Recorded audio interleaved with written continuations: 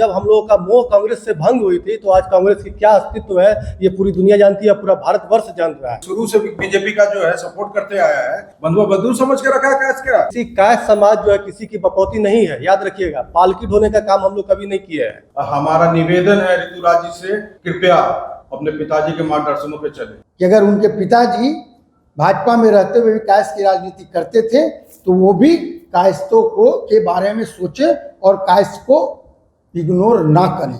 मैं पंकज सिन्हा, अखिल युवा अध्यक्ष, अखिल भारतीय कायस्थ महासभा। आज पूरे बिहार के कायस्थ लोग आक्रोशित हैं, दुखी हैं कि हमारे समाज को हमारा हक नहीं मिल पा रहा है। इससे पूरे समाज के लोग बहुत दुखी हैं। और एक समय आपको याद होगा, लालू जी ने कहे थे कि भूरा बाल साफ करेंगे, मगर हम लोग को अब लग रहा है कि भाजपा चाह रही है कि हम लोग कायस्थ परिवार को, लाला जी को ही साफ कर दें। और ये दिख भी रहा है। एक समय हम लोग लगभग 54 से 58 विधायक हुआ करते थे कायस्थ समाज से, आज हम लोग एक पर आ गए हैं। आज हम लोग पूरे समाज, अखिल भारतीय पूरे कायस्थ महासभा के लोग, हम लोग ने ये निर्णय लिया है कि जहां से भी हमारे कायस्थ उम्मीदवार हैं, चाहे वो किसी भी दल से हो, निर्दलीय हो, वहां पे हम लोग कायस्थ के लिए ही वोट करेंगे। मैं सीतेश रमन चित्रांश से हूँ और पटना में रहता हूँ।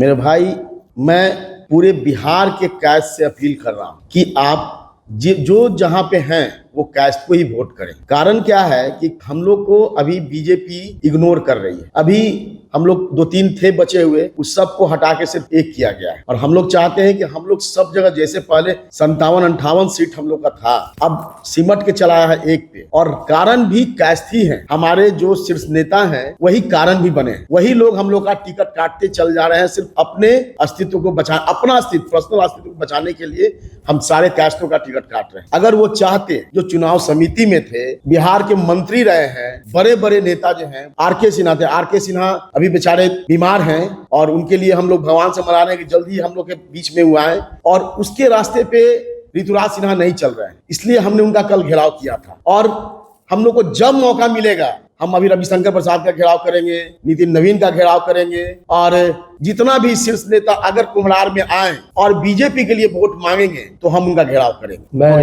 मैं डॉक्टर मनीष आनंद, राष्ट्रीय युवा अध्यक्ष, अखिल भारतीय कायस्थ महासभा। तो एक बहुत व्यापक स्तर पे, बिहार नहीं अपितु मैं कह दूं आपको कि पूरे राष्ट्र में कायस्थ समाज जो है आज आक्रोशित है। ये आप याद रखिएगा कि जब जेपी ने आंदोलन में, जेपी ने जब आवाज उठाई थी कि सिंहासन खाली करो कि जनता आती है, वो समय फिर से आ रहा है। ये किसी कायस्थ समाज जो है किसी की बपौती नहीं है, याद रखिएगा। पालकी ढोने का काम हम लोग कभी नहीं किए हैं। तो समाज में आप याद रखिएगा, जब हम लोगों का मोह कांग्रेस से भंग हुई थी, तो आज कांग्रेस की क्या अस्तित्व है ये पूरी दुनिया जानती है, पूरा भारतवर्ष जान रहा है। याद रखिएगा, क्योंकि चुनाव का ये समय है। इतनी उदासीनता अपने समाज के लिए, प्रदेश के समाज चुनाव में समाज के लिए सही नहीं है। और दूसरी बात, हम लोग कमजोर समाज से नहीं आते हैं। ये लोगों की गलतफहमी है कि कायस्थ समाज जो है कमजोर समाज से आता है, जिसका हम लोग सुभाष चंद्र बोस के वंशज हैं, जिसने आजाद हिंद फौज की स्थापना की इस देश की लड़ाई के लिए। हम खुदीराम बोस के वंशज हैं, जिसने चूम लिया था फांसी का फंदा इस देश की आजादी के लिए।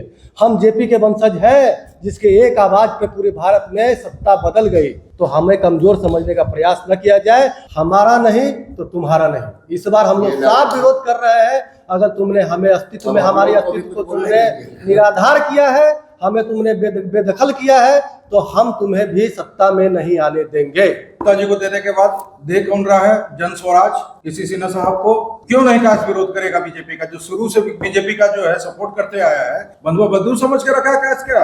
आज आर.के. सिन्हा साहब समाज को कभी ऐसा गलती होने नहीं देते, क्योंकि आज उनका तबीयत अस्वस्थ होने के कारण वो भी दुखी होंगे। उनको भी ये खबर मिला हो तो वो भी वहां दुखी होंगे। वो हम लोग के सिंगल कायस्थ कैसे नेता है जो कायस्थ के लिए सोचते हैं। और कोई भी ऐसा, अभी हमको नहीं लग रहा है कि हमारे पास बिहार में कोई ऐसा नेता है, इसलिए अब हम लोग के गार्जियन का तबीयत अस्वस्थ है। मैं आपको बताऊं, मेरा नाम देवेंद्र कुमार लाल हुआ। मैं अखिल भारतीय कायस्थ महासभा का प्रदेश उपाध्यक्ष था। कायस्थ होने के नाते मैं आपको बता रहा हूँ, जिस दिन कायस्थ नाराज हो जाएगा, पिछड़ा भी आपका मुंह मोड़ लेगा।